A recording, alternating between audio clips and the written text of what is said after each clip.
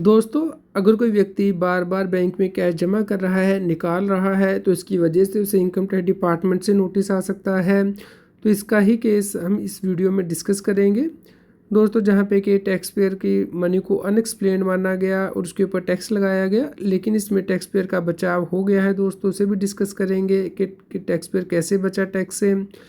दोस्तों, regular update के लिए CS Satbir Singh YouTube channel को सब्सक्राइब कर लें ताकि आपको टैक्स के रेगुलर अपडेट मिलते रहें।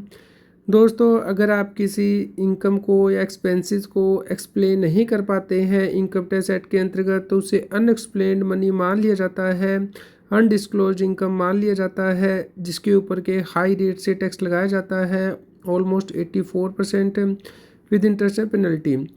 तो दोस्तों, ये केस भी डिस्कस करेंगे। और क्या प्रिंसिपल कमिश्नर के पास रिविजनरी पावर है अगर ऑलरेडी अपील में कोई ऑर्डर पड़ा है, उसके बारे में भी डिस्कस करेंगे। दोस्तों, केस के फैक्ट इस प्रकार हैं। Tax payer schedule tribe member है अरुणाचल प्रदेश में, जो कि ट्रांसपोर्टेशन के बिजनेस में इन्वॉल्व होता है।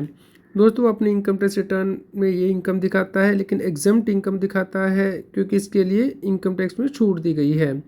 असेसिंग ऑप्शन ने देखा कि टैक्स पेयर ने बहुत सा अमाउंट कैश का जमा किया है अपने बैंक अकाउंट में, ऑलमोस्ट 1,80,00,000 से ज़्यादा का, और उसे FD पे भी इंटरेस्ट इनकम मिली है।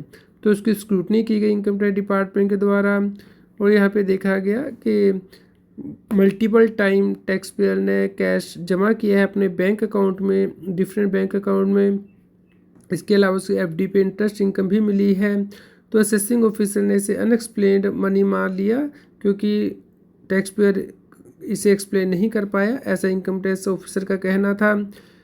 दोस्तों, इस केस में टैक्स पेयर ने कहा कि ये पैसा उसने प्रॉपर्टी खरीदने के लिए बैंक से निकाला था, लेकिन क्योंकि डील फेल हो गई है तो उसने अमाउंट दोबारा से डिपॉजिट कर दिया है। तो इस प्रकार एसएससी का कहना था कि उसने सोर्स को एक्सप्लेन कर दिया है।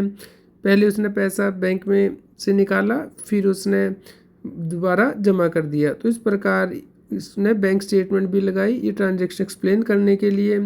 और उसने कहा कि उसे जब प्रॉपर्टी की डील करनी थी तो बैंक से पैसा निकाला गया कई ट्रांचेज में, और उसके बाद दोबारा से जमा कर दिया गया क्योंकि प्रॉपर्टी की डील फेल हो गई थी। तो यहाँ पे कहा गया कि पीक थ्योरी यहाँ पे अप्लाई होगी, यानी कि अगर विड्रॉल एक्सीड हो जाती है डिपॉजिट से, तो उस केस में सोर्स ऑलरेडी एक्सप्लेन्ड है क्योंकि वो अपना ही पैसा बार बार बैंक से निकाल रहा था और जमा कर रहा था, तो कोई नया एडिशन उसने नहीं किया है। इस प्रकार इसे अनएक्सप्लेन्ड इनकम नहीं माना जा सकता। तो दोस्तों, इस केस में एडिशन को डिलीट कर दिया गया क्योंकि असेसिंग ऑफिसर रिकॉर्ड पे कुछ एक्स्ट्रा मटेरियल नहीं दे पाया जिससे कि प्रूव हो कि टैक्स पेयर ने कोई इनकम अर्न की है। उसने अपना ही पैसा बैंक से निकाल के जमा किया है। इसके अलावा दोस्तों, दूसरा केस जो है रिवीजन से रिलेटेड है। इसी में क्या जो कमिश्नर है, principal commissioner of income tax, वो ऑर्डर को रिवाइज कर सकता है अगर वो ऑलरेडी अपील में है। तो दोस्तों, ऐसा नहीं किया जा सकता, इसके लिए भी डिसीजन दिया गया है। तो दोस्तों, ये केस लो बहुत इंपॉर्टेंट हो जाता है। अगर आप अपने एक ही बैंक से पैसा निकाल के दूसरे बैंक में जमा कर लेते हैं या एक ही बैंक में पैसा निकाल के जमा करते हैं, तो उसे अनएक्सप्लेन्ड नहीं माना जाएगा। दोस्तों, इसके लिए आपको ज़रूरी है कि आप अपनी बैंक स्टेटमेंट अपडेट करके रखें। कम से कम 7 से 8 साल तक आपको उसे संभालना है, सेफ कस्टडी में रखना है, ताकि अगर ऐसा कोई आपको नोटिस आए तो आप उसे प्रूव कर पाएँ। दोस्तों, इस केस लॉ को आप डाउनलोड कर सकते हैं हमारी वेबसाइट taxil.com से, लिंक मैंने वीडियो के डिस्क्रिप्शन में दे दिया है। इसी प्रकार के रेगुलर अपडेट के लिए आप हमारे टेलीग्राम चैनल को ज्वाइन कर लें, CS सतबीर सिंह टैक्सिल के नाम से सर्च कर लें, और व्हाट्सएप चैनल को QR कोड स्क्रीन पे दिया गया है।